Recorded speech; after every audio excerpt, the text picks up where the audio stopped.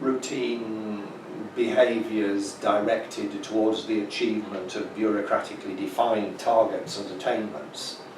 But if one could marginalise that and put practice back at the centre, and then that has huge implications, of course, for what it means to be an academic and what we think of as professionalism in the academic workplace. So that was sort of core of the argument of that. There was another there's a sort of sub-argument about the need for interpretive, speculative, questioning modes of inquiry within the seminar room, such like. But I think the really basic idea is this: putting practice first. And the idea, I mean, I still get rattled by the idea that pedagogy should be seen as some little category that's side. It's all about pedagogy. It's all about the practice of teaching and learning together.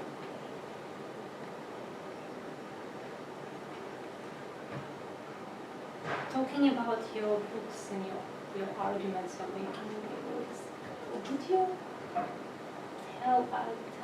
me more about the higher education scholarship? From your own scholarship to higher education scholarship. And then we go back to your own scholarship, this connection. Higher education as a field, higher education as a scholarship. What's your view on higher education scholarship? I feel that higher education scholarship will have to be very careful that it doesn't become a little encapsulated and rather parochial island.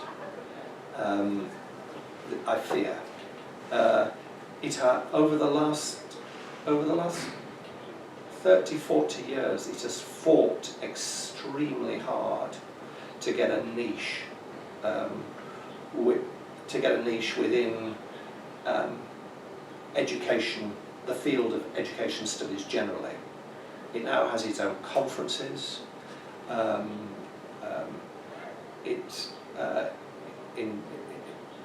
In Britain, it has the Higher Education Society for Research. I've forgotten what which is increasingly powerful. Has now got its own, just started its own refereed journal. Has its own publications. I don't know what the numbers are, but the increase in the number of professors of higher education has now, it must have quadrupled over the last 15 years. In a way that's great, but do we want higher education scholarship to be siloed in that way? I mean, that's my fear. It's my fear about education generally. If you think of the great educational thinkers, if you think about the big ideas that have really affected education, they've not been, they've not emerged from professional educationists. They've been great general thinkers like Dewey or Plato's interpretation of Socrates, for that matter, or Aristotle. So I think the big ideas about education have got to always be connecting education with the whole of life, and so to have an increasingly specialised academic workforce that is focusing and they're developing their careers just around an ever more specialised focus on a particular area of higher education, I worry about sometimes. Do you see this as a threat, such a narrow specialization of higher education arena, the formation of its own field? Would it become marginalized? Yes, that's my fear in a way, that it begins to take itself so seriously that it could stop thinking laterally.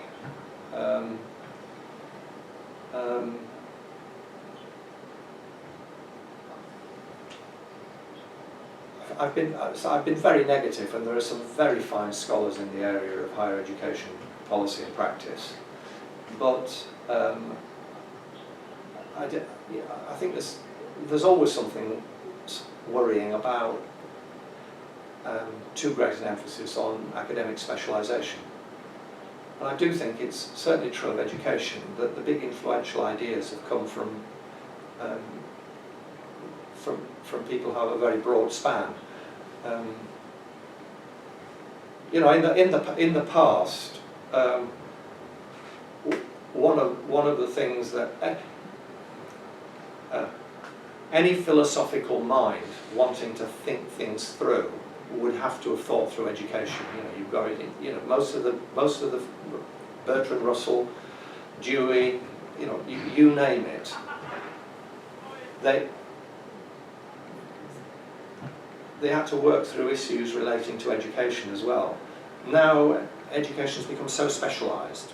You know, instead of thinking about philosophy and education being part of that, we now have philosophy of education. So I just find all that slightly worrying. Conformity strikes scholarship in a way. Yeah, that's right. Yes. Of narrow specialization. That's yes. what I hear you saying. I mean, in my own in the books that I've recently been editing on higher education, I've been quite deliberately trying to bring in contributors who are in higher education, but they're not necessarily higher education specialists, political scientists or people from other disciplines who, you know, have very important ideas about higher education. But to have a cadre within higher education that are dedicated just to thinking about higher education could exclude those other voices if one isn't careful. That's my point. Will you tell more about the books and book series that you engaged in your editing, and you're working on? Yeah. In not necessarily, I know it's field of higher education, but your scholarship goes beyond higher education. Yes. Well, in higher education, with Bob Adamson here and another colleague, Feng Su, we put together a few years ago, I think an interesting collection of papers on the restructuring of higher education. And the subtitle for that was Challenging the East-West Dichotomy.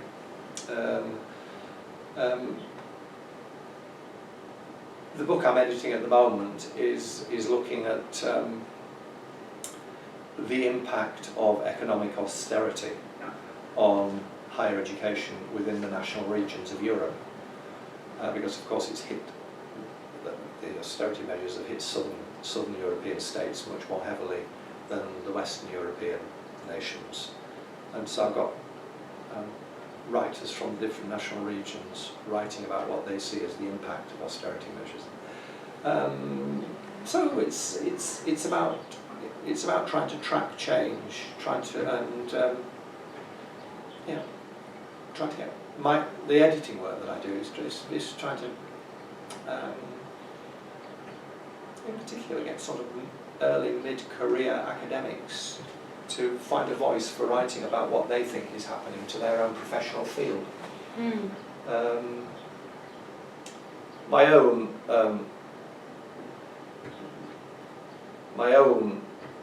personal writing at the moment is much more in the area of trying to relate ideas to individual lives and individual lives to social and historical contexts.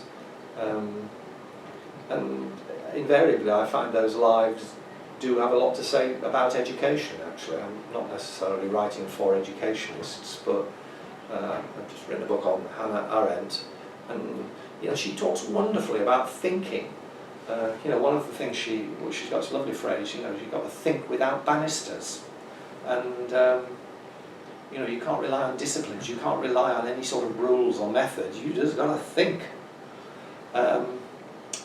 And you know, that has tremendous implications. I'm writing about Rosa Luxemburg at the moment, and one of Rosa Luxemburg's huge achievements was in the second decade of the 20th century in Germany to set up to help establish a workers' university, in a sense. And each year it enrolled 30 political activists who Rosa Luxemburg and some of her colleagues would, you know, she would offer them frameworks for thinking about what they were doing. She would introduce them to economic ideas. She would, and you know, so many of these people I find myself interested in because they were great public intellectuals. Actually, were also very fine teachers, and had a lot to teach us about what teaching and learning are all about. But that's not really why I'm interested in them. I think I'm interested in intellectual history and how the public educator and the public intellectual survive through sometimes very dark times.